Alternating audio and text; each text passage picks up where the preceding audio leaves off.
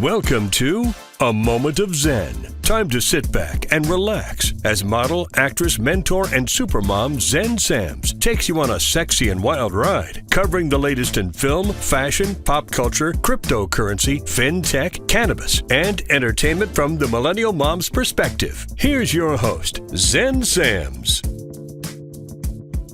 Hello, my beautiful friends and loyal listeners. It's always such a pleasure to spend my time with you on the airwaves.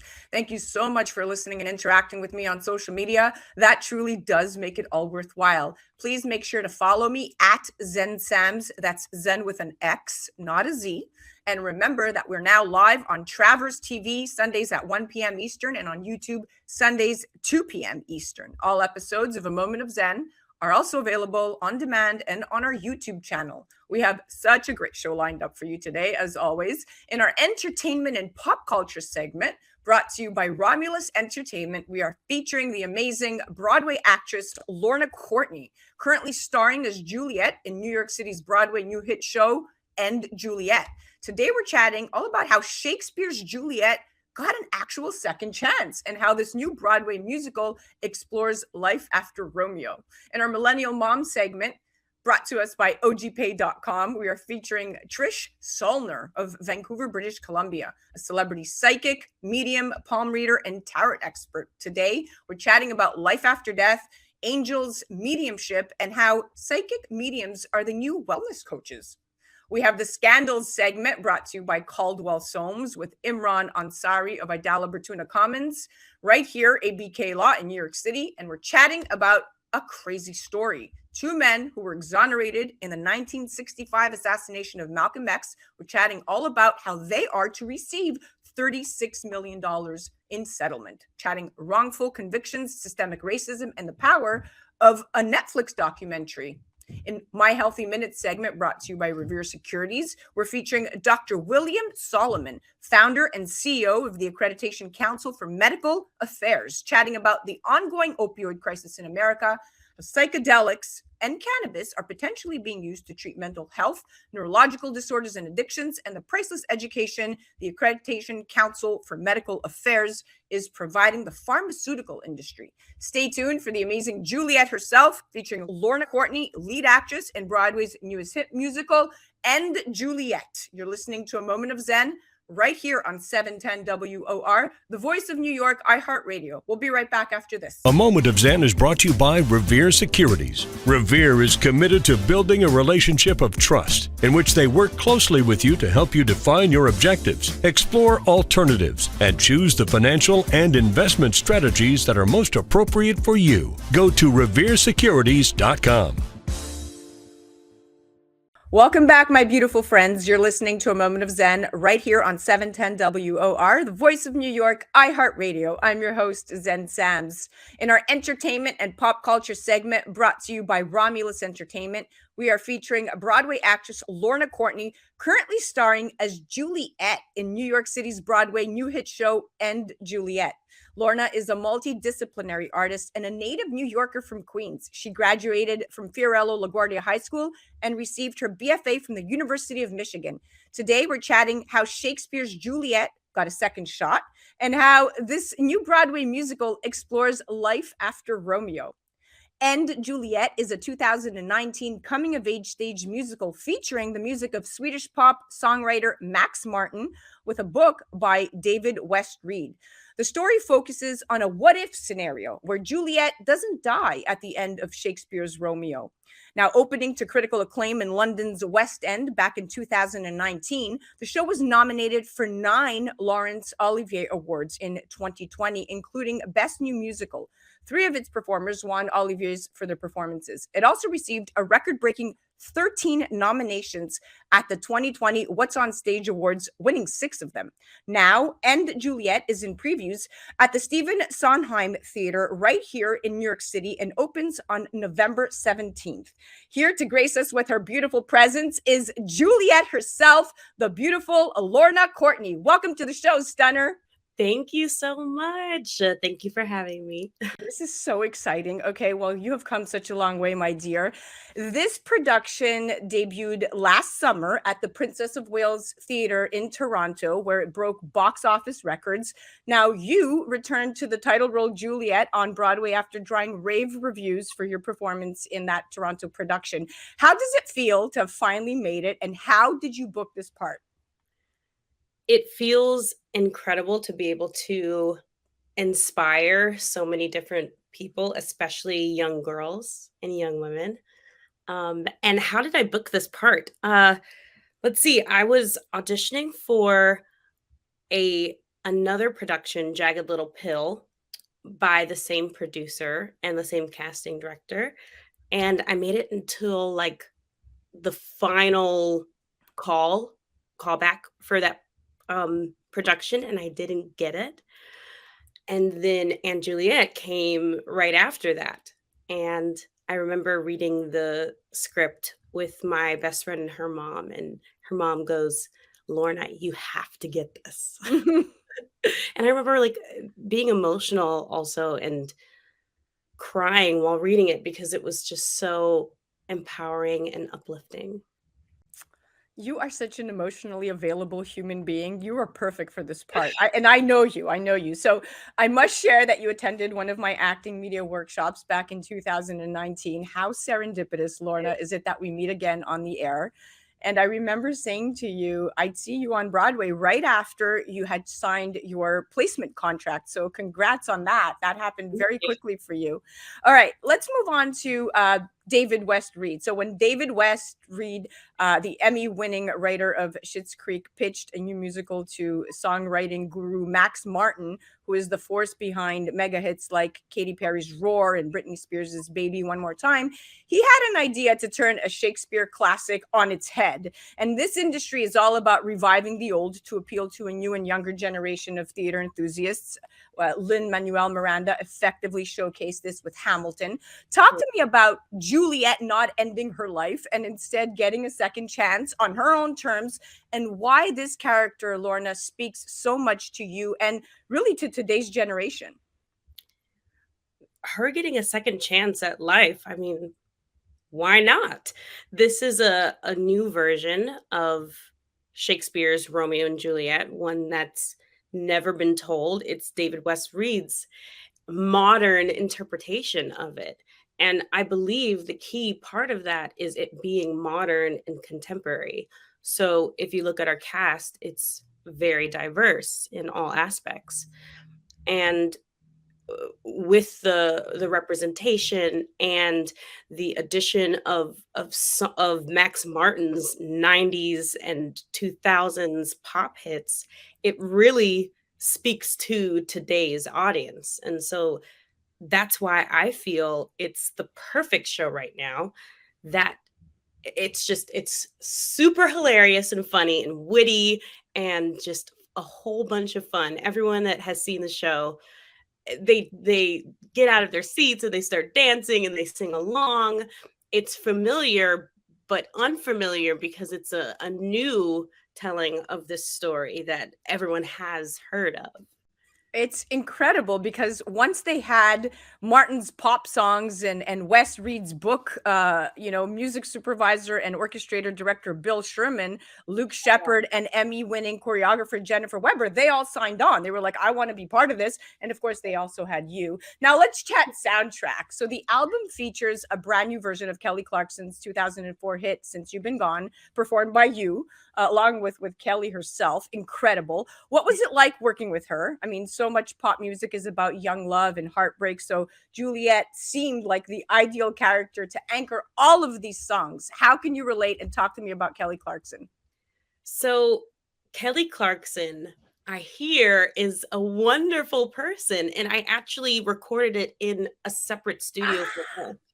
So we didn't get the chance to like sing together, but because we recorded it, there is hope for the future. Oh, I have a feeling she's going to be visiting you very soon. We'll be performing together. So Yeah. And the idea of second chances, let's go back to that, really spoke Mhm. to David West Reed, right? Because Juliet didn't have much of a shot the first time. We all know that. And there's something about second chances, really, that everyone can relate to, myself, yourself, everyone included, especially given what we have been going on through as a culture these past few years. So I think you are the perfect Juliet. Now, you were also emboldened by Anne Hathaway's story in and Juliet. Now, not Anne Hathaway, we're talking about the actress, but Shakespeare's wife. So let's piggyback. So Anne Hathaway's story, right? So Shakespeare's wife, you were quoted saying that my character is a reflection of Anne's character. We parallel. She gives me a second chance, and I find my voice through her magic of rewriting the story. Please explain. Okay, how can I explain without giving too much away? Um, so Romeo and Juliet is, of course, Shakespeare's play, but in our version, Anne comes in and says, actually, I think that it can have a better ending and some things can change." So she takes his quill and she starts rewriting things. And of course, Shakespeare gets like upset and he takes it back. But whenever she has the quill and the power is in her hands, my story, she gives me a second chance and at love, at life, at friendship, and it's beautiful, it's wonderful, and those are that's the same chance that she wishes that she had, because her relationship with Shakespeare is also facing challenges, just like my relationship with Romeo is facing challenges. So that's what I meant by they parallel. We're sort of on this journey together. It's incredible that you find so much depth and meaning in script, and that's what makes you such a good actor, because you actually find these emotional connections, you embody them, and then you go out there and you sing your heart out and perform with so much grace and poise because you are actually feeling the character. And it's what we've also have learned in conservatory training from the beginning of time. I myself attended Stella Adler and Lee Strasberg, and this is true theater at its best. So when I say picture this, right? It's 1595, and William Shakespeare has just finished Romeo and Juliet, and this epic play is about to be performed for the first time, and he explains to his wife Anne Hathaway that this is what's going down. And I love the connection that you made. She has some notes and ideas on how to change the ending. And that, Mhm. what if Juliet didn't end her life? And what if she got a second chance on her own terms? Is what you're playing out today. So, what an incredible, like, full circle. All right. What does your performance and rehearsal schedule look like? It usually we'll have rehearsals around or between 1 and 5, and then at night we'll have the show right now in previews. But in a couple of weeks, we'll be adding in 2 extra matinees during the week. So we'll have 8 shows during the week and rehearsals during the day. Your whole life is on stage, Lorna, and you have to love what you do to be able to accept that. At this I point right do. now, you are serving Broadway, kiddo. Thank you. I love it. So, uh, if there's one thing, one piece of advice that you could give to your younger self, what would it be?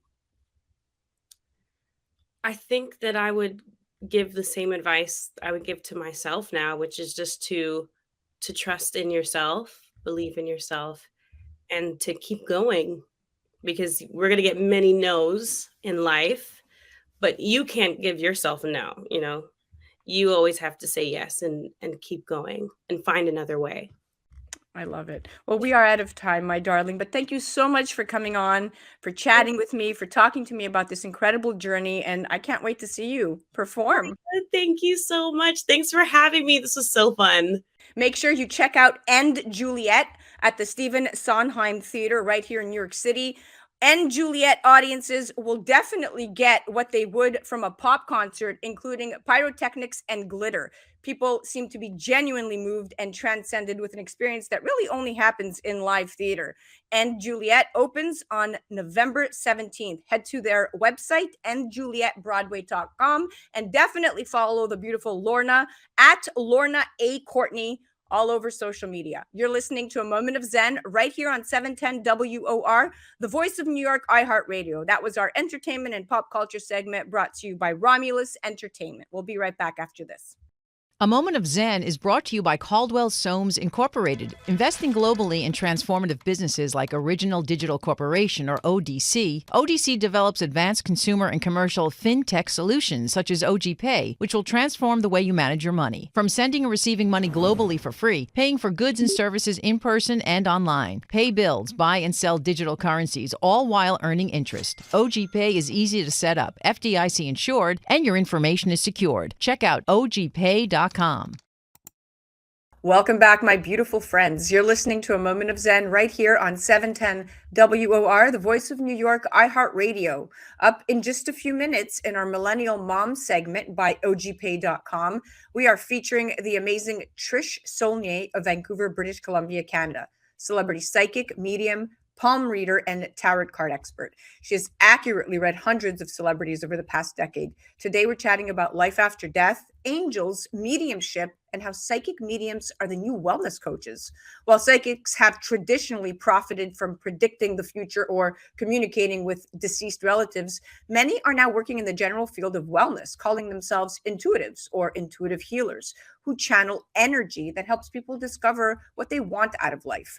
A recent survey by the Pew Research Center found that 62% of Americans believe in at least one of four spiritual concepts identified as New Age, like reincarnation and astrology, and 41% believe in psychics. One market analysis found that the psychic services industry grew steadily over the past 5 years, reaching over $2 billion in revenue in 2018 from activities like readings and public services to now over a $3 billion industry in 2022.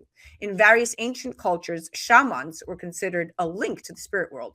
Haitian voodoo, Puerto Rican brujeria, and Wiccan traditions all focus heavily on communing with spirits. In the United States, back in the late 1800s, spiritualism, a religious movement in which seances to communicate with the dead were essential practice, was incredibly popular.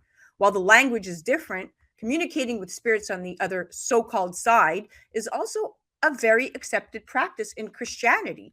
Angels are central characters in biblical stories, and when human beings die, telling believers that loved ones will always be with them as spiritual guides is very common practice. Here to chat some more is the incredible Trish Saulnier. Welcome to the show, my dear friend. Hi, how are you today? Nice to have you on. I'm so excited to chat with you. What an incredible career you have. So if we look at the big question, Trish, that mediumship is fundamentally exploring, what we're fundamentally exploring is that, is there life after death, and why are we here? So my question to you is, do angels exist? Yes, angel does exist, and there's also life after that as well. So I do believe in angel. Also, angel are like the wings, right? So they can travel everywhere, and also they also travel within two orbs as well. So I don't know if anybody knows that, but I'm just giving you that information. It's like a light of ray, and they are like vehicles. So that's what I call the angels. So they do exist. Yes, and orbs are all around us. We encounter angels daily. At least I believe that. Just all we have to do is just pay attention. They're carved on the side of buildings. They're spotted in a cloud formation or a fountain, in paintings, flowers and gravestones. They're always hovering. In my case, scents. How did you first discover that you had psychic abilities? Okay. When I was 9 years old, I had a surgery done in this area, and I clinically died for 15 minutes. What area? And for our listeners? This area in my throat. Of your throat, okay. Yes. So I had a surgery in my throat, and I clinically died for 15 minutes. So it's written in the hospital that I died. It's there, and I went on the other side. So I did see heaven. So I flew to heaven, and I met God on the other side. So if people say there's no heaven out there, well, I saw it for myself. So this is how I find out about my gift. After that happened as well is when I came back. Me and my sister, by the way, I'm French, so that's where my accent's from. So we're like very strict Catholic. And the reason I'm saying this is because me and my sister went to the priest and he was teaching us how to play violin lesson. And my sister chose to go home, but I chose to go to the cemetery. So when I went to the cemetery, I'm still traumatized until this day telling my story. I went to the cemetery and I was looking at each grave and I'm like, poor them, I wonder what they died from. And all of a sudden I see 15 people flying back and forth and I'm like closing my eyes and I'm like, no, I think I'm dreaming. No, I wasn't dreaming. So I see them like I see you, with the eye color. I describe what they look like, little bit faded though. And one of them came to me and he's like, can you pray for me? I'm like, oh my God, not only I can see them, I could hear them too. So I asked the guy and I said, okay, what you did wrong? And he told me what he did wrong. So I prayed for like an hour and I fall asleep in the grave. An hour after, my mom asked my sister, oh, is your sister with the priest having another group lesson? You know, my sister said, no, in the cemetery. So anyway, my mom came in the cemetery. Your mom came to the cemetery and found you. So essentially, you were taking violin lessons with your priest, and you eventually walked your way to the graveyard, to the cemetery, and that's when you encountered all the souls reaching out to Right. you and asking you to pray for them. And that's when you fell asleep, and your mom obviously came and found you. How old were you? 9 years old. You were 9 years old. So Right. you communicate with the dead often. You often Yes. relay very accurate messages. How accurate is the information you are receiving, and how are you receiving the information? Oh wow, I've done so many readings all through my life. That also sometimes they give me their names, they give me numbers, they give me also things that nobody else will know. And especially for celebrity, you know, like people will Google them. But for me, even though you Google them, the information I give to them is like I said, like the name of their great grandparents or some numbers like when they passed away, like it's not even written anywhere. Or like example, like somebody was owning like a watch of one of their friend that passed away as a gift, and the detail about like what the watch looked like the color of the watch or anything like that, all the details about it.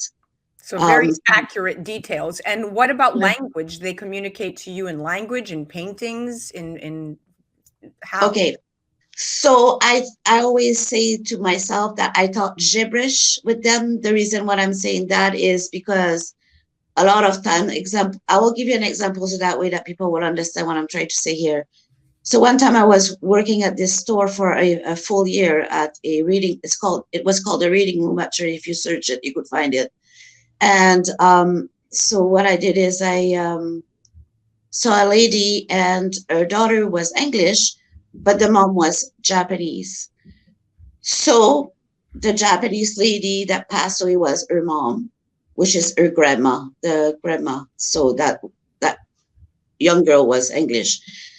So I started giving a message too. I didn't even know that until that lady was talking to me in Japanese. So I was giving a message as to her daughter in regards to the grandmother that, I was seeing clearly Yes, and yes. the height and everything. And after that, she looked at me, the lady, and she tried to understand what I was saying. So she translated. And after that, she speak to me in Japanese. And I'm looking at her, I said, I don't speak Japanese.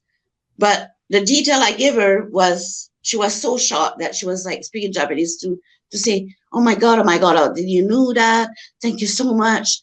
But again, I didn't understand what she was saying. Fabulous. But the person on the other side, the person that, I don't say the dead person, I'd say the person that crossed over on the other side, I will speak with me in this gibberish way.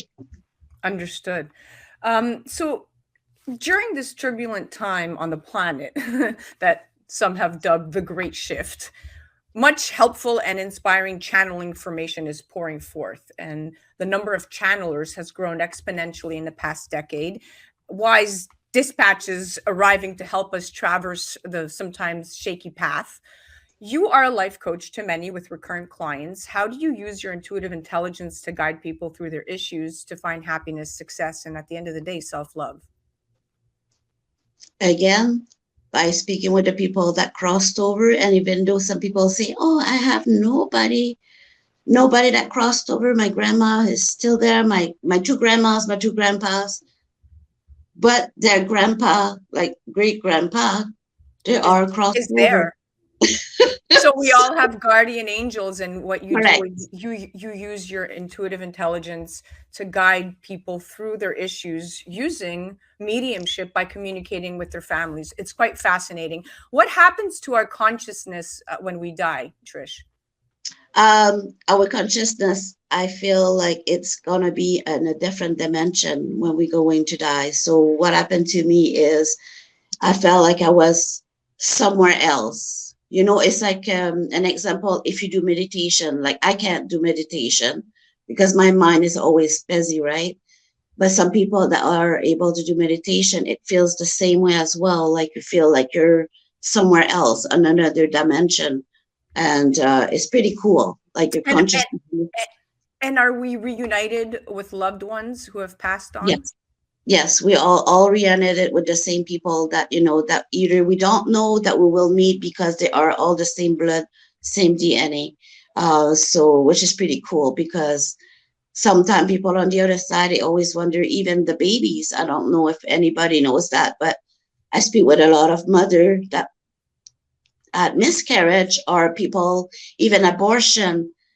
And sometimes I say, oh, and I see this person is now 2 years old. And they look at me like, what? 2 years old? They're still growing on the other side? I'm like, yes, they are. So, which means that if somebody lost a children 5 years ago, they had a miscarriage or abortion or whatever happened to them, they're still growing on the other side, the babies. That's even though they're not even born, but they are born inside, you know, the womb of their mother. Such insightful information. We're out of time. I'm going to cut to a commercial break, but I wanted to thank you for coming on. Don't move.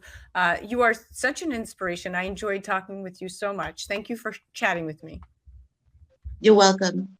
Guys, you definitely have to check out Trish Saulnier. Head to her website, psychicmediumtrish.ca. That was our Millennial Mom segment, brought to you by ogpay.com. You can also check her out on the gram. She's everywhere. You're listening to A Moment of Zen right here on 710 WOR, the voice of New York, iHeart Radio. We'll be right back after this.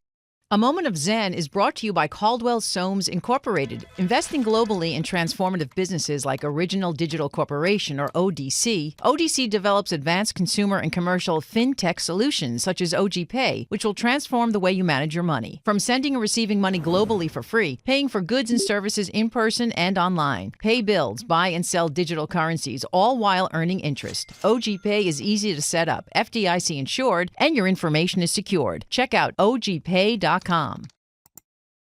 Welcome back, my beautiful friends. You're listening to A Moment of Zen right here on 710 WOR, the voice of New York, iHeart Radio.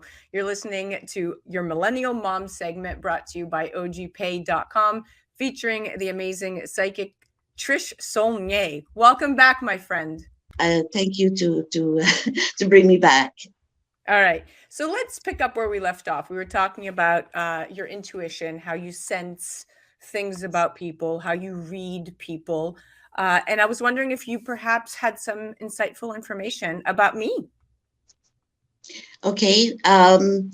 Either you mean for like mediumship, like I just feel there was somebody that crossed over from the other side. I just have sometimes I'll say, I forgot to mention this, but I also feel the way they passed.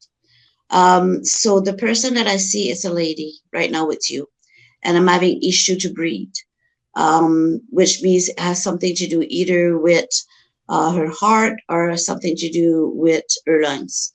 And the way that she looked like, she had like really, really, really short hair. Sometimes they will give me names, sometimes not.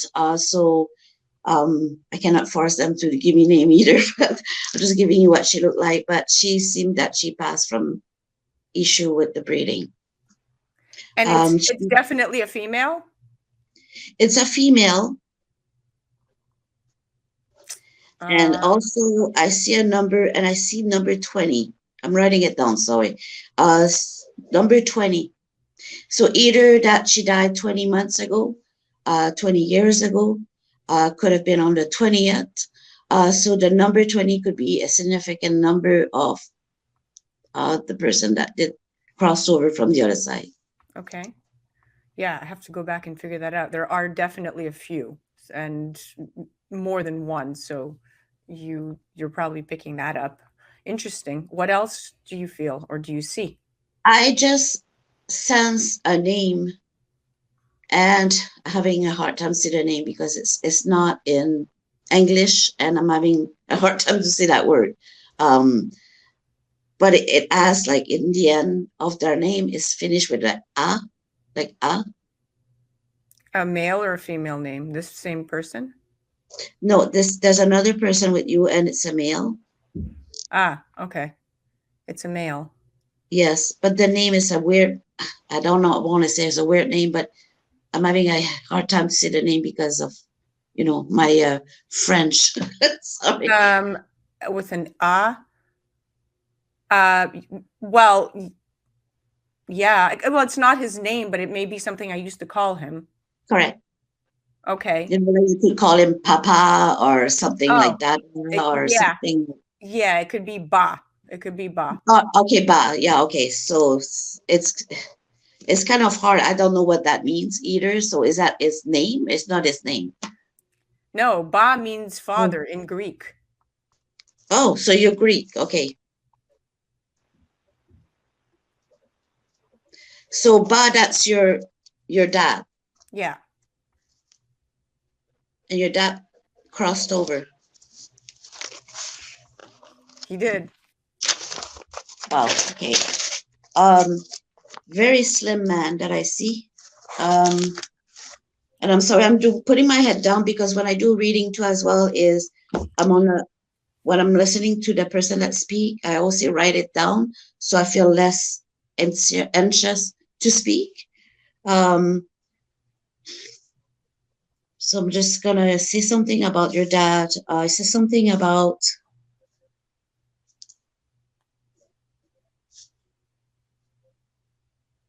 Now, do you see them the way they looked throughout their life or the way they looked when they passed? Some people will choose whenever they feel, like, example, they will be 50 years old or something, they passed, and they want to look like they were like 20 years old. So when I look at them, sometimes if I say, okay, this person looked like he's like 66 or something, but in reality, he died when he was 73. But they will give me the numbers when he passed as well, right? So, but your dad, I see what he looks like, the age he looks like he's probably in the 65. So either he passed at 65 or he would be 65 right now. No, he passed at exactly 65. Okay. So that's what I see him when he was 65. So yeah. So when he passed, he was very, very, very thin because he had lost a lot of weight. But throughout his life, he was a heavier set man. Right. So he had cancer. Do you know if he had cancer in the throat? Because also I feel like my head, I'm sorry, my eyes, you probably saw that. I feel I did this is because I have so much head pain all of a sudden because that's the other lady passed with something to do with the breathing, but your dad, something to do with the head as well. Like, I don't know if he had issue with his brain or and I have pain in my bones too. Like, I'm just saying, like, the way, you know? He had aggressive lung cancer. Okay. And his sister passed away. She was a heavier set woman with short hair. Her name was Tula. So that's another A that you're picking up. Tula. And she's heavier, and she passed away from ovarian cancer a few years apart. Okay. She older one, 68? No, she's not older. Oh, she passed Maybe away she- perhaps when I can't remember when she passed away, Okay. but I don't think she was the older one. I think she was like the third of the children. I don't want to say this. I hope they won't not say I'm insulting them, but she looked a little bit older than her dad. So I think also when she was on Earth, she did look older than your dad. Your dad seems to be like funny guy, you know. He said he was funny and he had so much fun with life, and you feel that he would have stayed longer, but for some reason they needed him on the other side. Well, Unfortunately. you definitely picked up on a lot. That was quite impressive, my dear friend. Thank you so much. That was quite inspirational. You definitely have a talent there. And yeah, just so you guys know, I did not meet this woman prior, and nor is it published anywhere on the internet on how my dad nor his sister passed away. So kudos to you. I don't know if you realize too, but when you said Tula, I had put the book in front of you so that you will see that it was already written. So just to let you know. It took me a minute, but yeah, it all came together. Well, Yeah. my dear friend, thank you so much. You're incredible.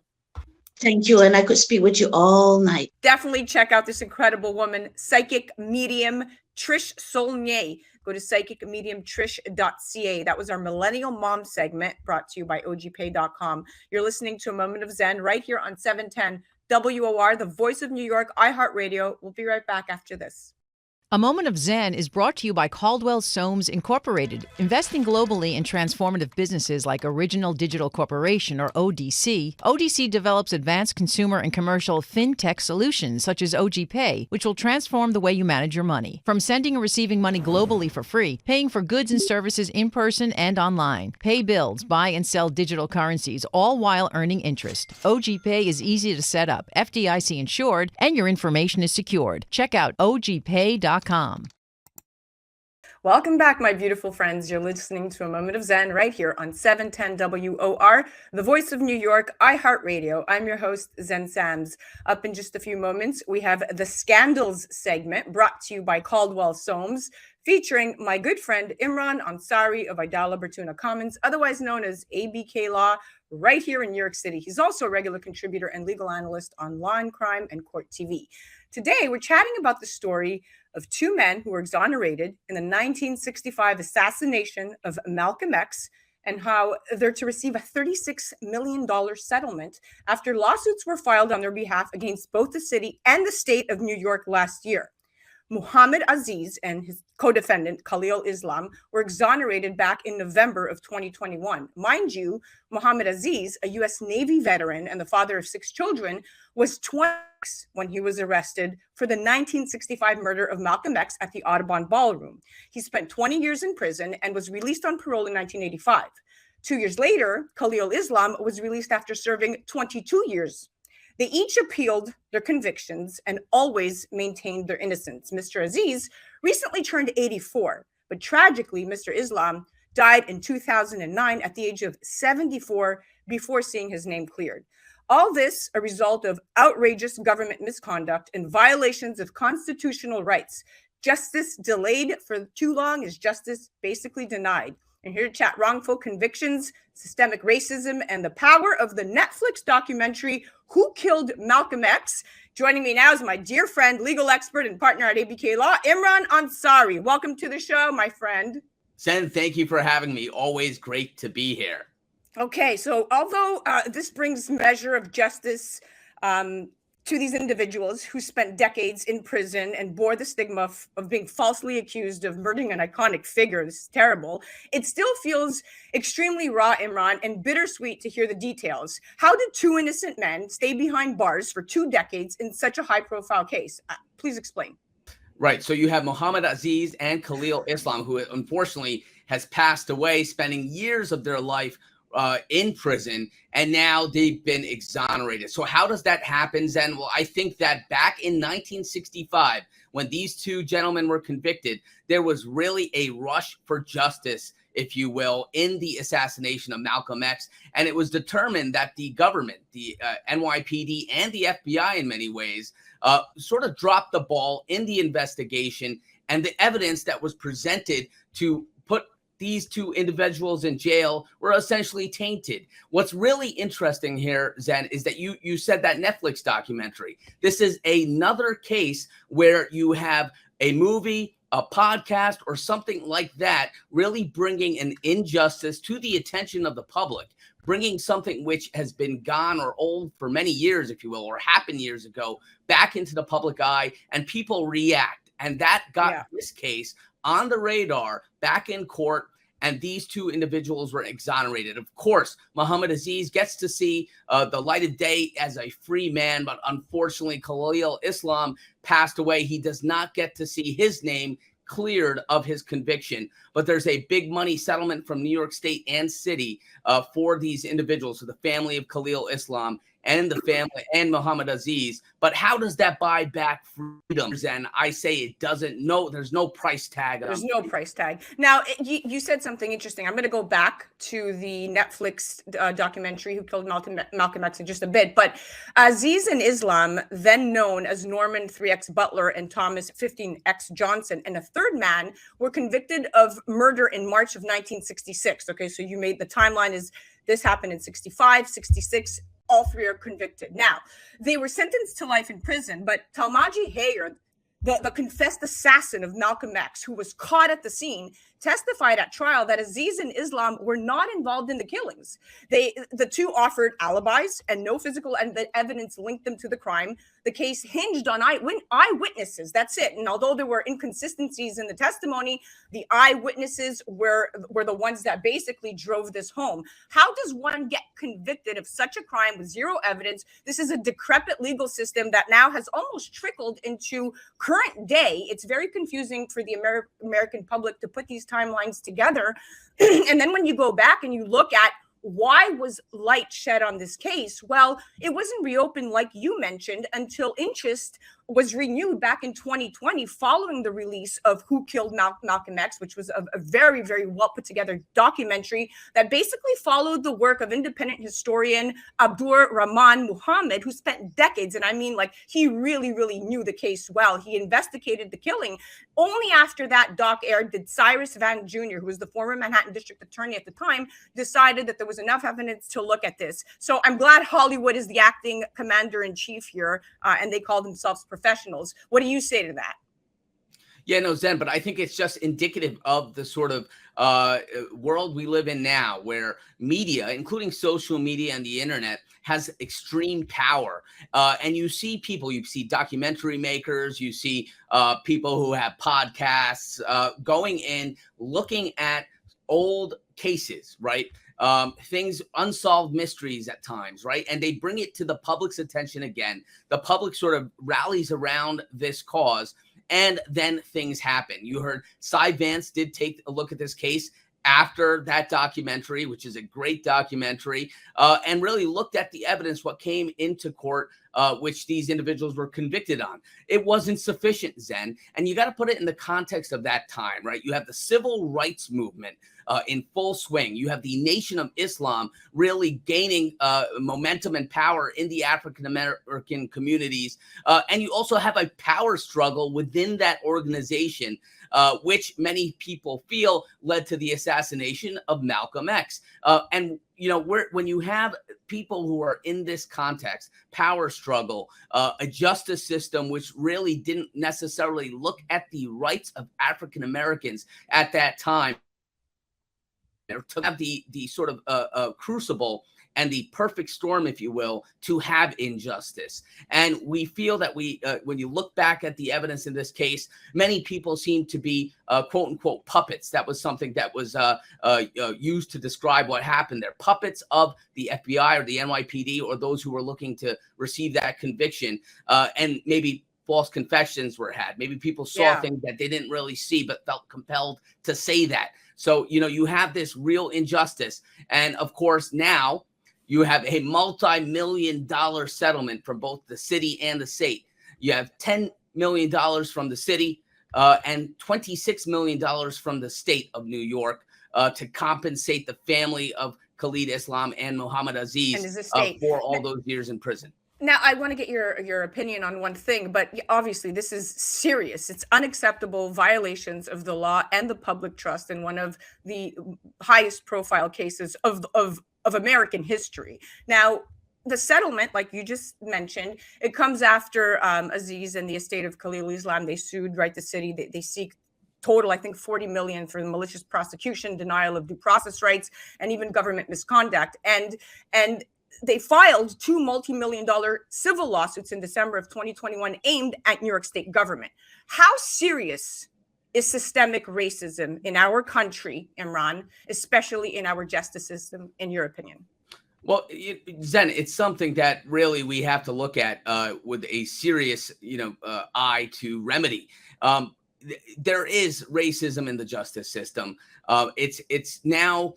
I think over time, Zen, I have an optimistic view. I hope I'm not naive. But as the justice system gets more integrated and becomes more of a fabric of the community and what America is made out of, then I'm hoping that there's going to be those changes in the justice system and there will be more equally applied justice. Of course, we're talking about this case, which was at a time when justice was not applied at all equally to the African-American community. And, you have to think about who were deciding those cases at that time, who were deciding what charges to bring. Over time, Zen, I'm hoping as, again, things progress in the justice system, as judges now and lawyers and those who are in law enforcement are more representative of the melting pot, if you will. Hopefully some of those things will be remedied. And you see cases now which are addressing that sort of disparity in the justice system or in law enforcement. And I think over time with those cases, with precedent being set, we will see some real change. Wise words have not been spoken better than you, my friend. Well, you hit it right on. You said it exactly and articulated it as well as I could have, coming from, the job that you do. But wrongful convictions and trauma of systemic racism is very, very real, especially for brown and Black individuals. And this has to stop. I thank you for coming on, always shedding so much light on very, very high profile cases. And of course, you are the legal contributor at hand for our show for a reason, because you're not only entertaining, but you're also so full of insight and knowledge. Thank you for sharing. Thanks for having me, Zen. Guys, you definitely have to check out Imran Ansari at ABK Law. Now listen, Aziz spent 20 years in prison and more than 55 years living with the hardship and indignity attendant to being unjustly branded as a convicted murderer of one of the most important civil rights leaders in history. Think of that. And then Islam spent 22 years in prison and died still hoping to clear his name. How sad is this? That was our Scandal segment brought to you by Caldwell Soames. You're listening to A Moment of Zen right here on 710 WOR, the voice of New York, iHeart Radio. Make sure you check out Imran on the gram at Imran Ansari ESQ or head to their website, idalalaw.com. We'll be right back after this. A Moment of Zen is brought to you by Revere Securities. Revere is committed to building a relationship of trust in which they work closely with you to help you define your objectives, explore alternatives, and choose the financial and investment strategies that are most appropriate for you. Go to reveresecurities.com. Welcome back, my beautiful friends. You're listening to A Moment of Zen right here on 710 WOR, the voice of New York, iHeart Radio. I'm your host, Zen Sams. Up in my Healthy Minutes segment brought to you by Revere Securities, we are featuring Dr. William Solomon, founder and CEO of the Accreditation Council for Medical Affairs, ACMA. He's considered by many to be a pharma industry futurist and is often featured over many media outlets. Fox News, Forbes, Al Jazeera, that's just to name a few. He has over 20 years of experience in the pharmaceutical industry, working within medical affairs across corporate America, government, and Congress. He received his PhD from Columbia University. Today, we're chatting about the ongoing opioid crisis in America, how psychedelics and cannabis may be used to treat mental health disorders, neurological disorders, and addictions, and the priceless education the Accreditation Council for Medical Affairs is providing the pharmaceutical industry. Opioid abuse is a multifaceted problem that impacts national security, economic stability, cybercrime, and public health. The opioid epidemic is overwhelming law enforcement, addiction treatment centers, and emergency responders. In addition to the abuse of prescription drugs, accidental overdoses from illegally produced drugs laced with fentanyl, a deadly synthetic opioid that can be 100 times stronger than morphine, continue to destroy lives. The Center for Disease Control and Prevention estimates more than 1,000 emergency department visits and about 91 opioid overdose deaths every single day across the country. Drug and alcohol addiction in America is a very, very serious thing. There does seem to be a silver lining. Psilocybin mushrooms are no longer just the stuff of recreational psychedelic trips. In the past years, they've received a lot of attention for their medicinal potential. Yes, magic mushrooms may now be curing alcoholism, while herbal medicines have been used to treat mental health disorders since ancient times. Many of the medications used in contemporary medicine originated from plants. Salicylic acid from the willow tree, for example, and morphine from poppies. Numerous botanical treatments are useful in general psychiatry. And a recent study published on Yale Journal shows that cannabis provides immediate relief for symptoms of depression and other mental health issues. CBD is also an essential component of medical marijuana, and it's derived from the hemp plant. It's been credited with numerous health benefits and has even been touted as an effective treatment option for many difficult medical conditions like childhood epilepsy. Here to chat some more and give us perspective is my expert at hand, Dr. William Solomon. Welcome to the show, my friend.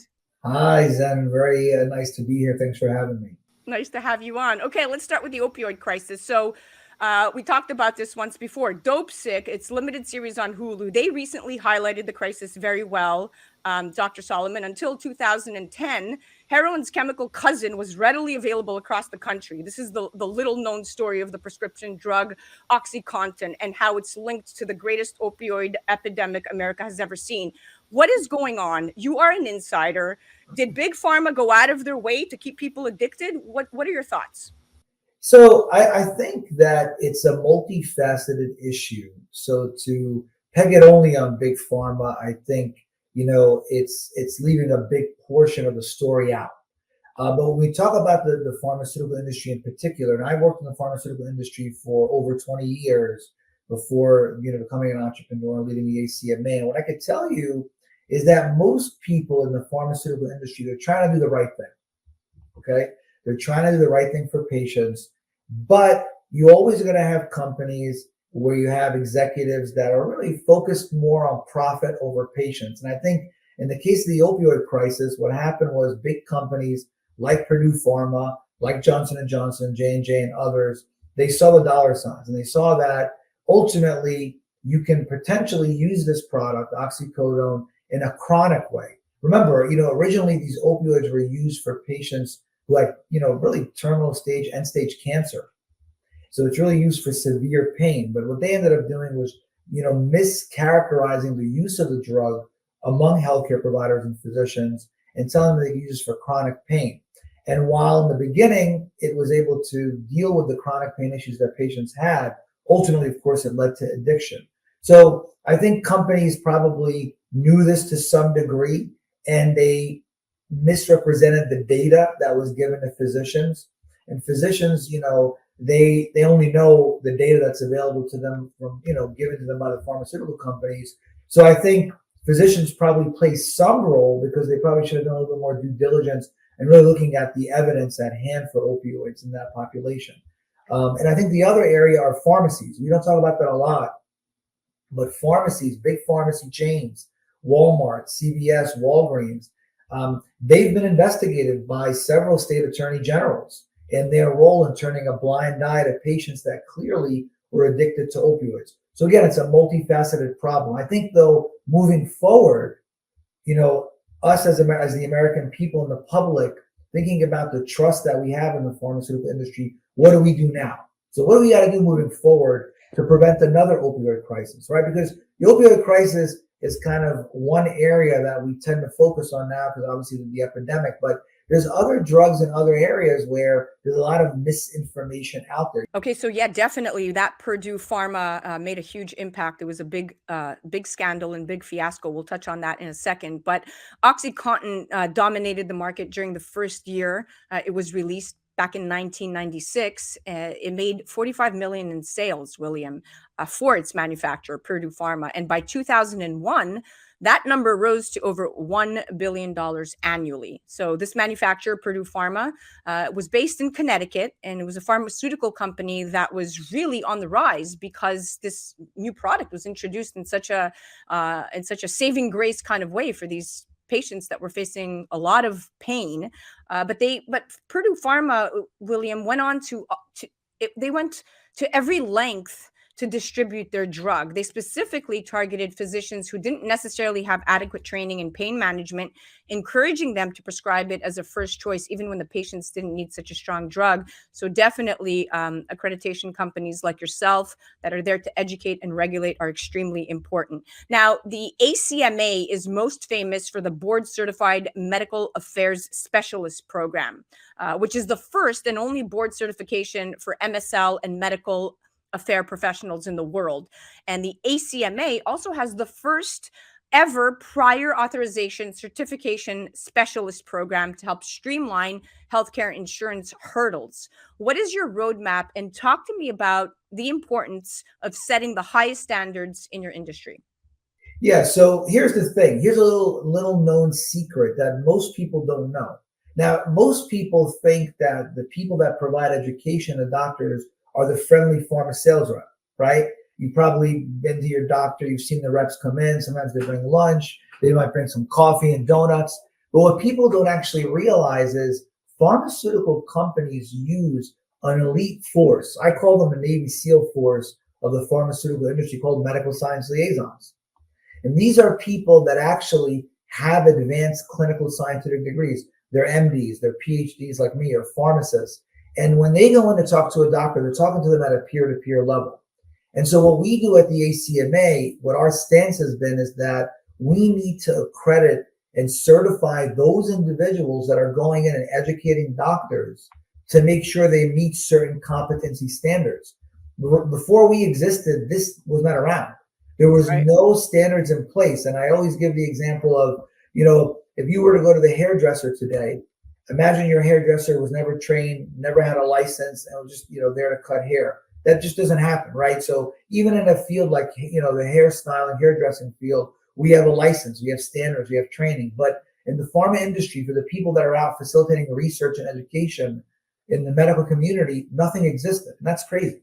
Yeah. And interestingly enough, that now that you have a program like this, you have the ability to be able to see both sides and to really make the decision of the programs that need to go in place to keep the standards at the highest level to protect the American public ultimately, because like you said, it all comes down to knowledge, and knowledge is power. So what you provide is really priceless. Let's move on to cannabis flower. A lot of listeners and viewers are emailing me about this. So according to recent studies, Dr. William, cannabis flower may be effective in providing immediate relief, and immediate is the key word here, for symptoms of depression. And depression is a condition affecting roughly 1 in 5 adults currently in the US. And depression, we know, leads to other ailments like cancer and diabetes and cardiovascular disease. What do you say to this? Are you a proponent of the age-old plant? And what is your point of view on these alternative treatments?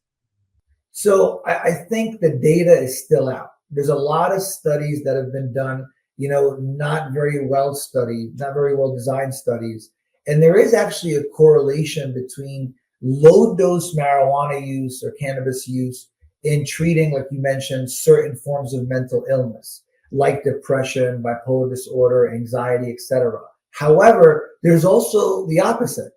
There's a correlation to the use of cannabis at higher doses with causing anxiety and depression, and even potentially bipolar disorder and schizophrenia. So that's not actually a very well-known fact, I think, among the public, but misuse of marijuana at higher doses can actually trigger these mental illnesses. And so it has a very, what we call in science, a very narrow therapeutic window, meaning that you got to be careful at where you dose it for certain Absolutely. diseases and illnesses. Yeah, without a doubt. Everything comes down to microdosing and making sure that you are doing this in a responsible way. And by means of comparison, conventional pharmaceuticals used for the treatment of symptoms of depression normally take several weeks or even months to start causing significant relief. And the potential side effects associated with these traditional pharma products include a lot of terrible things like sedation, anxiety, anorgasmia, even suicidal ideation. But one of the more interesting findings from this Yale study is that cannabis flower with relatively high levels of THC is particularly associated with immediate reductions in the intensity of depressive feelings and doesn't take that long to kick in. So it's definitely something to look at. Now let's move on to CBD. So CBD is an essential component of medical marijuana, and it's derived from the hemp plant. Now it's being touted as an effective treatment option for conditions like childhood epilepsy. And even beyond that, we now have magic mushrooms curing alcoholism, or they seem to be an effective pathway to treating alcoholism. They believe that the psilocybin-oriented therapy is proving useful in treating other addictions, even such as cigarette smoking and abuse of cocaine and opioids. Why the sudden increase in plant-based cures, Dr. Solomon? Yeah, so look, I think that to your point, people are weary about traditional pharmaceuticals, but I think what's important for your audience to know is from the perspective of the Food and Drug Administration, they did issue a report on this and emphasize the fact that there really is not comprehensive research to understand completely the therapeutic effects of CBD, for example, in situations like childhood epilepsy and other areas like that. And I think people have to understand there's the potential safety risks as well, like liver injury, things like that. So I think the jury's still out on the data. I wouldn't, cite anything conclusively in terms of the effects of cannabis medicinally in these different ailments. Yeah. With no end to the depression epidemic in sight, and given the limitations and potential severe side effects of some of the conventional antidepressant medications, I mean, there is a real need for people wanting alternative treatment options, natural, safe, and effective. And mushrooms and cannabis at this point right now have been touted to check all three boxes. But I, like you, as a mom, I want science-based evidence before I just turn that up, right? All right, so we're going to cut to a commercial break. I wanted to thank you for coming on. We're going to come back and talk biosimilar and biologics. I know that's a big proponent of what you do, but I just wanted to thank you for coming on. We'll be right back. William, it was a pleasure having you. Yeah, thank you for having me. That was My Healthy Minutes segment brought to you by Revere Securities. Check out the amazing Dr. William Solomon, Chairman and CEO of the ACMA. You're listening to A Moment of Zen right here on 710 WOR, the voice of New York, iHeart Radio. We'll be right back after this. A Moment of Zen is brought to you by Revere Securities. Revere is committed to building a relationship of trust in which they work closely with you to help you define your objectives, explore alternatives, and choose the financial and investment strategies that are most appropriate for you. Go to reveresecurities.com.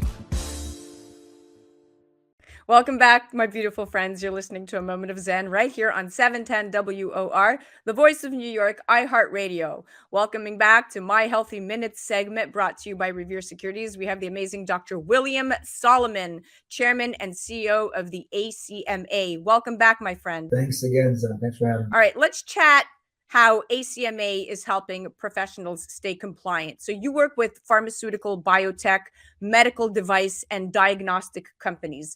Let's chat biosimilars and biologics. And I'm going to map this out for our listeners and viewers. So a biosimilar product is a biologic product that is approved based on demonstrating that it is highly similar to an FDA-approved biologic product known as a reference product. Now, for reference, biosimilars and reference biologics are created in living cells and require significant expertise in state-of-the-art technology in development and manufacturing. And so maintaining an influential role in the life sciences industry requires comprehensive knowledge of both biologics and biosimilars. Additionally, biosimilar job opportunities are expected to increase significantly, granting aspiring life science professionals opportunities to join an expanding industry. And to meet a missing demand, ACMA, the Accreditation Council for Medical Affairs, has developed a board-certified biologics and biosimilars specialist program. Talk to me more about this amazing opportunity and why this program is so important. So I am really excited about this one. Like you mentioned, biosimilars are becoming mainstream in terms of their usage clinically among physicians. And so nowadays, with the advent of specialty products like biologics and biosimilars, there's a big educational gap. People don't fully understand how to use these products in clinical practice. And so what we're doing is we're offering the opportunity to develop, folks that can become experts in this area. Biosimilars are really important too, because ultimately what biosimilars can help do is drive down drug expenditure. It's actually predicted that you're going to be able to reduce the cost of overall drug expenditure in the next 6 years by over $20 million. And that's huge. The fact of the matter is there's a lot of current regulatory standards by the government, a lot of legislative laws in place to help support more education for biologics and biosimilars among healthcare providers. So I think the next few years, you're going to see a lot of more advancement and expansion of biosimilars, more about how these things get reimbursed in the pharmacy setting, more learning about interchangeability between biologics and biosimilars. So we're very excited about it. And we're the first to bring something like this to the industry. So it is really something that's cutting edge. And it's the first time it's ever happened. So I expect we're already seeing a massive amount of interest among the life sciences community and the healthcare community in the program. So excited to see what happens in a few weeks. Yeah, definitely a niche market. When you Google, in fact, biologics and biosimilars, ACMA pops up right there, because you're right. There's just, the market has a huge void. And it's interesting that you picked up on this, but that's why you do what you do. You are the founder of such a great organization for a reason. So I think people should be really excited about this one, especially in the pharmaceutical industry. Thank you very much. I appreciate that. Yeah, it's an exciting time. The program will launch in mid-November. November 15th is actually the official day for the launch of the biologics and biosimilar certification. I love it. Well, we're out of time. Thank you so much for coming on. Always insightful to have you on, my friend. Thank you very much for having me. That was my Healthy Minutes segment, brought to you by Revere Securities. Definitely check out the amazing Dr. William Solomon, Chairman and CEO of Accreditation Council for Medical Affairs, ACMA. Definitely head to their website, medicalaffairsspecialist.org. You're listening to A Moment of Zen right here on 710 WOR, the voice of New York, iHeart Radio. We'll be right back after this.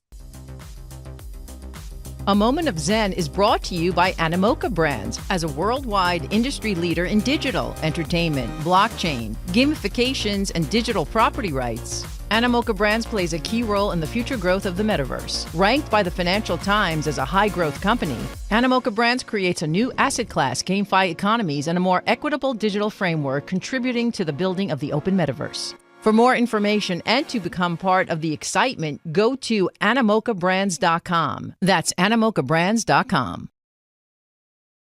Well, that's a wrap, my dear friends. We are at the end of our date. Remember to join me right here, same time, same place, next Saturday on 710 WOR, the voice of New York, from 9 to 10 p.m. Or you could head to 710wr.iheart.com/a moment of Zen. Also, remember that we're now live on Traverse TV Sundays at 1 p.m. and on YouTube Sundays at 2 p.m. Eastern. All episodes of A Moment of Zen are also available on demand. Remember to check us out on our YouTube channel and subscribe to the show. Thank you to all of our sponsors that continue to make this happen. And remember, happiness is the only thing that multiplies when you share it. You're listening to A Moment of Zen right here on 710 WOR, the voice of New York, iHeart Radio. We'll see you next week.